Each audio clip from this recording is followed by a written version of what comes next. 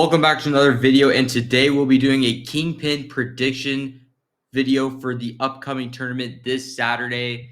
Finally, I believe it's going to be headlining with the Nissan Gibb versus Austin McBroom rematch. So let's get started with the main event, if it is the main event. I'm actually not 100% sure with it. But yes, Gibb versus McBroom, right? This is a very big fight in terms of whose career is on the line necessarily on one side of the end. Austin McBroom, okay? Austin McBroom is putting everything on the line. His last match, his stock has fallen drastically. And so, with that happening, losing on his own card, Austin McBroom wanting to prove himself, right? The main thing that he wants to do is get that win back against the best fighter on this tournament, which is Gibb. My biggest concern with Austin McBroom, it's only his third fight. He's gone against Bryce Hall in his first match, won, and Bryce Hall is not really a boxer. His second fight was against Gibb, which he did do good in the first two rounds, if I remember. But after that, Gibb picked up the pace and he, knocked him down 5 times, which resulted in a Gibb TKO. So those are the pros and cons. I'll get to Gibb as of right now. Gibb also has a chip on his shoulder too, right? Gibb wants to prove that, hey, to Mams Taylor, I'm not worth 300K. When Gibb and Mams were beefing on Twitter, Mams was saying that, or Gibb said that they got the lowest offer, and it was revealed that it was 300K. And so with Gibb at least winning this fight and at least making a statement in this tournament, is that he'll be worth more than 300K. They both have a chip on his shoulder on the line. Gibb could be a little overconfident coming into this fight. This could be a new Austin. He's taking his time a little bit, wanting to come back safe. Their last match was September. It's been March. It's now April. Sorry, not March. It's now April. It's quite a bit of time. But I still have Gibb. At the end of the day, listen, I'm going to select Gibb right now. At the end of the day, Gibb has the ring experience at the end of the day. He has done it for years, whereas Austin has done it for a couple of years. With that in mind, he also has more fights. He's also gone against tough opponents. Going against Jake Paul. Even though he lost, he still went against Jake Paul. He still went against, Taylor Holder, which, I know he got a lot of flack over night, but, he has the tools to be a really good boxer at the end of the day. And going against Jay Swingler, who was the IBC champion as well in the influencer scene. So with all the ring experience in mind, I'm going to give Gibb this fight. Here's the next fight. We have Jarvis versus Zanetti. Let's start off with Tom Zanetti. His fighting background, right? He's 0-1, but that loss is not necessarily, he took the L. It's more of a learning experience, right? Tom Zanetti has shown that he belongs in the scene. In his fight against Slim, who was a champion in Misfits, he turned it into his own fight. He turned it into a boxing match, which is very respectful coming fighting fans, at least, wanting to see a scrap. But then you got Jarvis. Jarvis had a big fight against Michael Lee a few years ago on Social Gloves 1, which was one of the best events of all time.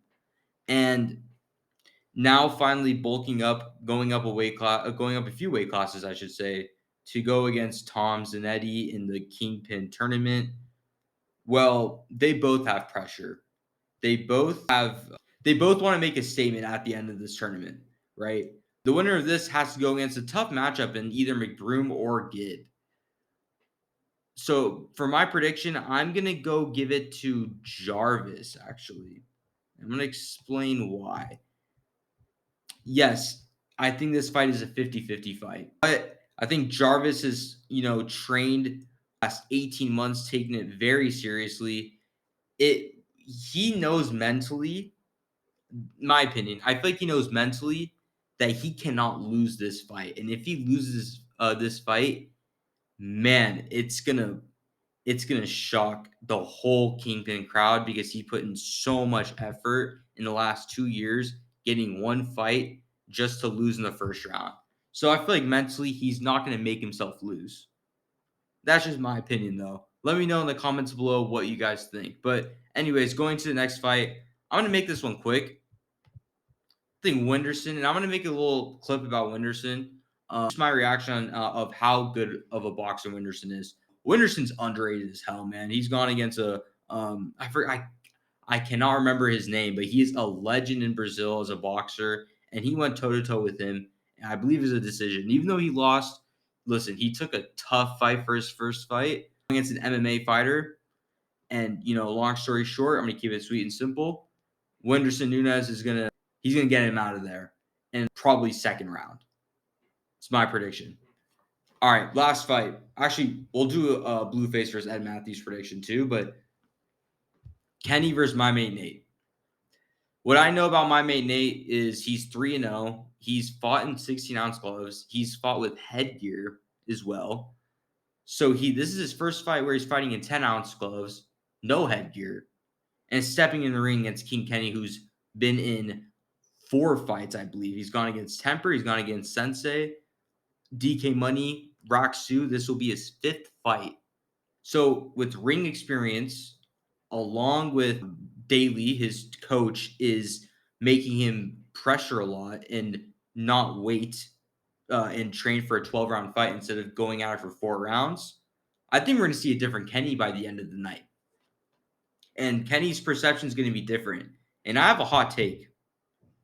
King Kenny has one of the best chances to win the Kingpyn tournament because he doesn't have to worry about Jarvis, Zanetti, Gibb, McBroom in the tournament for the first 2 rounds. They're on the other side of the bracket. While Kenny's going against my mate Nate, he can go against Wenderson Nunes or that MMA fighter. It's just and out of that, King Kenny has had multiple fights. He's had 5. So with that in mind, I'm gonna give this fight to King Kenny, and these are my predictions for the tournament. So lastly, now getting into the Ed Matthews versus Blueface fight. This got announced late. I think it'll be an early main card or just a prelim fight. I'm not 100% sure, but to give context into how they're both fighting backgrounds, right? They're both 1-0. Blueface went against a TikToker back in BKFC, I believe BKFC number 19 or 18, one of those events. And Ed Matthews went against Simple Simon, who's a 50-year-old fighter, or if you want to call him a fighter, 50-year-old influencer that he decided to fight back in the first Kingpyn tournament. Not tournament, sorry, first Kingpyn event. Prediction going into this fight, I'm going to give it a Blueface. Ed Matthews looked good against a 50-year-old influencer. I don't think he's really, if you really get down to it, I don't think he's really that great of a boxer. And going against someone who is nearly as young as him, I know it's like a 4-year difference, or 4 or 6-year difference between the age. Blueface is in his 20s. And again, if Blueface loses to someone like a TikToker and Ed Matthews, man, those memes are going to go, the memes are going to be bad. I feel like, listen, from his background, Blueface, there's no way that he's going to make himself lose the fight. It's just his reputation. It's not going to let him go and make him lose against a TikToker. So yeah, that's going to wrap up the Kingpyn tournament predictions. If you guys really like this video, please like, comment, and subscribe. I want to hear your guys' predictions about who you think is going to win the tournament. My tournament winner, it's between 2, and I can't decide. It's Kenny or Gibb, and I don't know. I have to really see the first round to decide who's going to win the tournament. But it's between those 2. I think it's really going to be between Gibb, Kenny, actually one other person too. And I'll make a YouTube short about it, so you guys will see later. But anyways, I'll see you guys on the next video. Peace.